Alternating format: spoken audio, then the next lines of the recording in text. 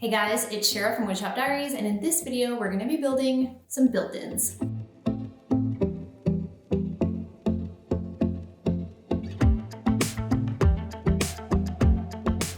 This video was sponsored by my friends at Shopify. Before we start building, let's take a look at the space that we're working with. This is my sister's office. She wanted to add some storage, but also some shelves for her book collection that she's constantly adding to. So that part would be easy. We'll add some cabinets below and some shelves at the top. But since this window was right in the middle and it went pretty low to the ground, we decided to go with a storage bench.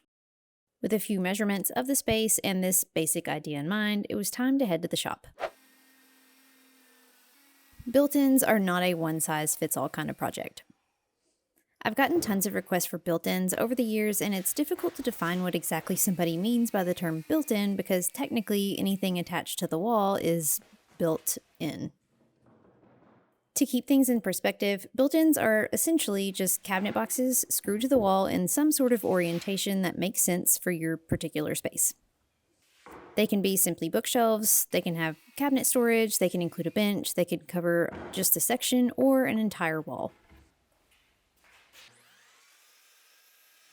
With that said, this video will show just one way to make one style of built-ins. There are a million other ways to arrange boxes. So to kick off this project, I started cutting down some 3/4 inch birch plywood to make my boxes from. If you've seen my base cabinet video, these here are almost the exact same thing, only with these, I didn't cut a toe kick out of the front corner. Now you absolutely could if you wanted, but I didn't.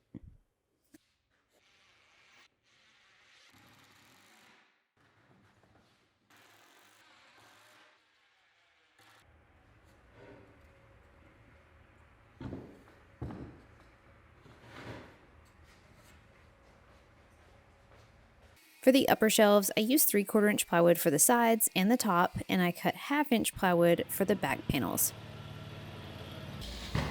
I used the Craig Micro pocket hole jig to drill the pocket holes around the edges of my back panel because it makes smaller holes than the regular size jig.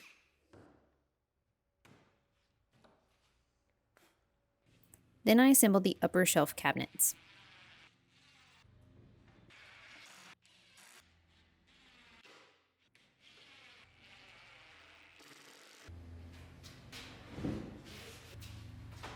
Since these will rest on top of the base cabinets, I didn't install a bottom.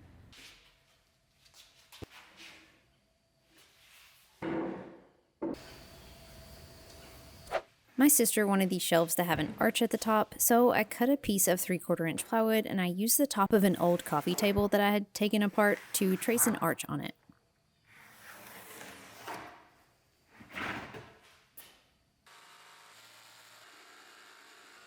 I cut this out with a jigsaw and then used pocket holes to install it at the tops of my shelf cabinets.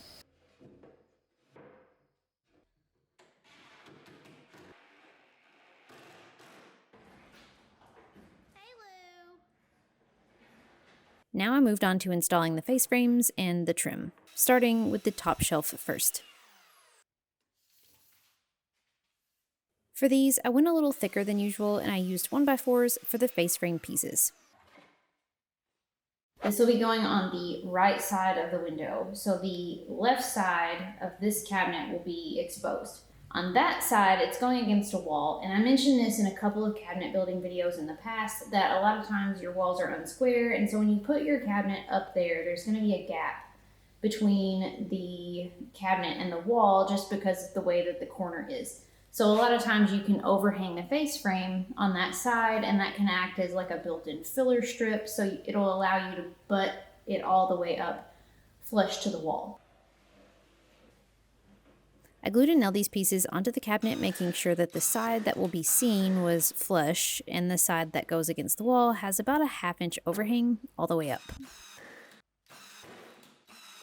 Then I added the crown molding. I've got a lot of pieces.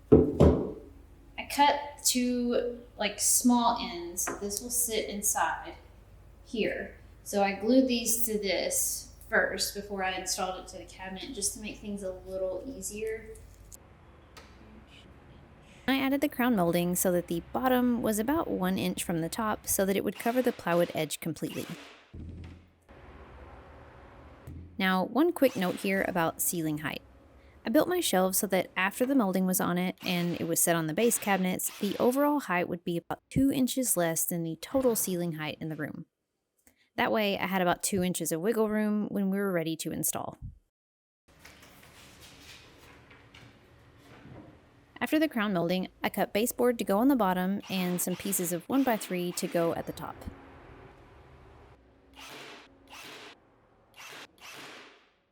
Then I cut and glued some molding that I had found at the Home Depot to run between them in a rectangle. I don't know the exact name of this specific trim, but they had several options to pick from, so you can customize this detail however fits your style.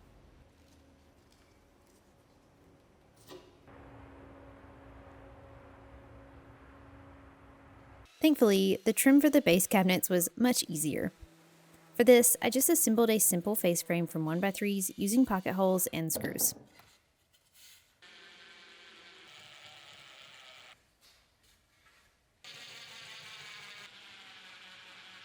I made these face frames a 1/2 inch wider than my cabinets so that they would overhang on the wall side just like I did for the shelves earlier. Now you'll notice that the bottom piece doesn't go all the way to the bottom, so let me explain. When we were first designing these, we went back and forth whether my sister wanted to wrap the existing baseboard across the front, and if so, should she paint them green or leave them white? Or did she want to just butt the baseboard to the built-ins and cut them off? Originally, we were going to wrap the baseboard around and leave it white, so this opening here would be covered by the baseboard once installed. We change our mind later, but for now, that was our thought. Next, I cut 2 pieces of 3/4 inch plywood for each base cabinet for the doors and applied edge banding around the sides. To dress them up a little, I glued some trim on the front of each one. Again, this is just trim that I found at the Home Depot, and I don't know the exact name of it. It looks like miniature base cap molding, but you could just use whatever trim works best for your style here.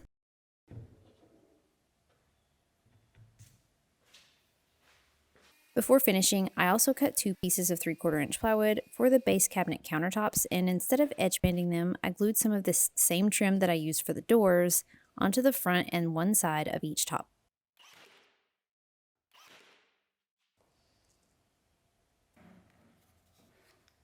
Also linked below are the printable plans for this project in my shop that's powered by Shopify. You may have heard me talk about Shopify before and how it's helped me in my own business over the last several years. But if you've ever considered starting your own business, there are several ways that Shopify can help you too. Shopify is a commerce platform that I and millions of other businesses all over the world have decided to set up shop on. Not only is setting up your online shop super easy with their drag and drop editor, you can literally create and edit your product listings in just a few clicks.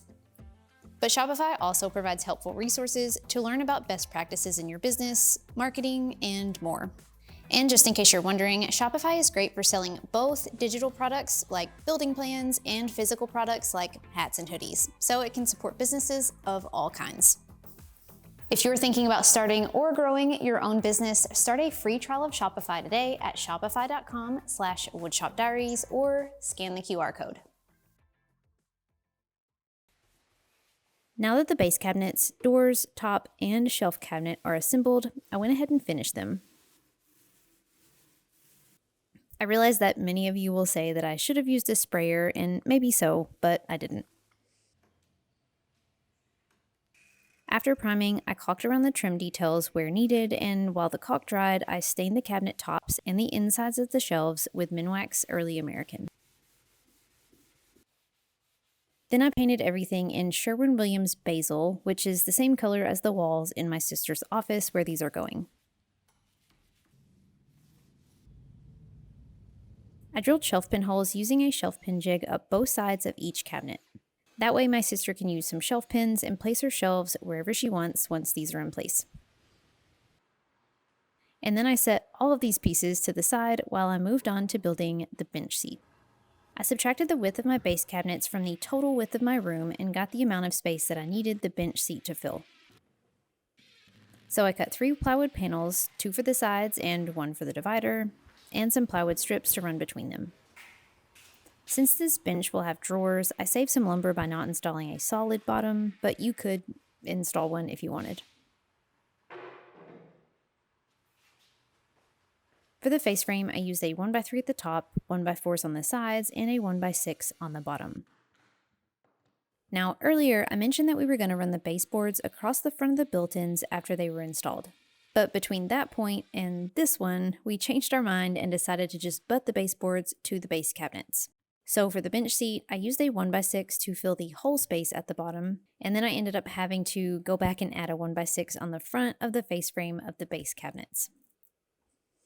Now, if I had planned for that initially, I could have just built this into the original face frame, but this is fine. Now you'll notice that I built this face frame so that the sides overhang quite a bit. Essentially, I built the cabinet smaller and the face frame larger than the opening that it will go into. That way, when I get into my sister's house, I can trim the face frame slightly with my circular saw for a snug, tight fit between the cabinets. Next, I installed the drawer slides into the bench seat.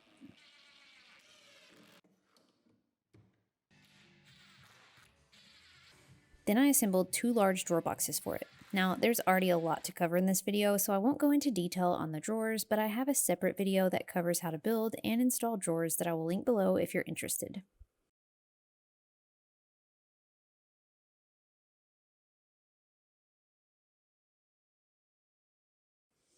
Once the drawer boxes were installed, I built 2 drawer fronts from 3/4 inch plywood, and I added trim on the front to match the cabinet doors. Then I cut a bench seat, and I added trim on the front just like I did for the cabinet countertops. Then after priming, caulking, staining, and painting this, just like I did the other parts of the build, I installed the drawer fronts using screws from inside the drawers. Now at this point, I was getting pretty stressed because my shop was full and there were a bunch of just half-finished projects everywhere. So I finished up the base cabinets by drilling some shelf pin holes, then I installed the doors using concealed hinges.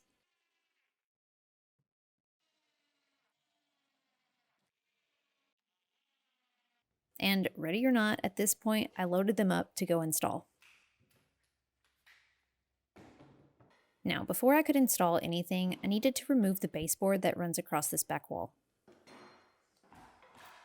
Once that was gone, I placed one of my cabinets in the corner and marked where to cut the baseboard on the side wall for it to fit. I trimmed this with an oscillating saw, then slid the cabinet right in behind it.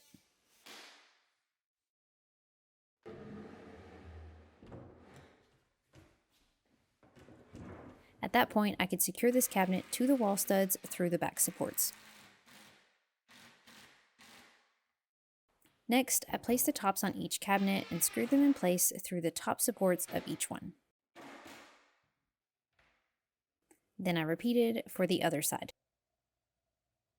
I measured the distance between the cabinets and trimmed my bench face frame to fit. Well, actually, full disclosure, I thought that I had an extra inch on both sides to trim off, but I didn't. I guess I miscalculated and my face frame ended up actually being about 1/8 of an inch smaller than my opening, so I didn't have to trim it at all, and honestly, I'm just lucky that it wasn't any shorter than it was. But what I didn't get lucky with was that I didn't even notice this outlet when I was measuring the space, and it fell right where my bench divider was. So I notched this out and made it accessible should anyone ever need to work on it, but hopefully you don't have that issue and you pay better attention than I do.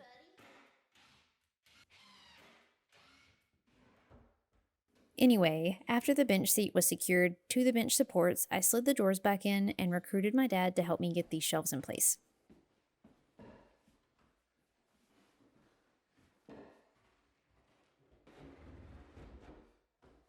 I screwed them to the wall studs through the back panel, then I screwed them at the front through the cabinet top from the bottom side.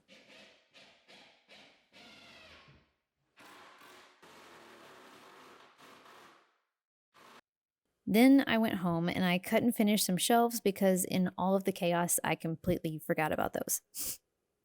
And after my sister placed them where she wanted, she added her collection of books and assorted plants, and finally these built-ins were finished and I could step back and see the big picture. It always makes it easier to build when big projects are broken into smaller pieces, but often, as you get toward the end, it's overwhelming and kind of tough to see the big picture when you're just trying to tie up all those loose ends. But it's well worth it once you step back and it's over and you can finally see it all put together. I hope you enjoyed watching this come to life, and if you want to build your own, I've got the printable plans linked below with some tips on customizing to fit your particular space. If you aren't already subscribed, be sure to hit that button and stick around for more projects, both big and small, coming your way soon. Thanks so much for watching, friends, and until next time, happy building!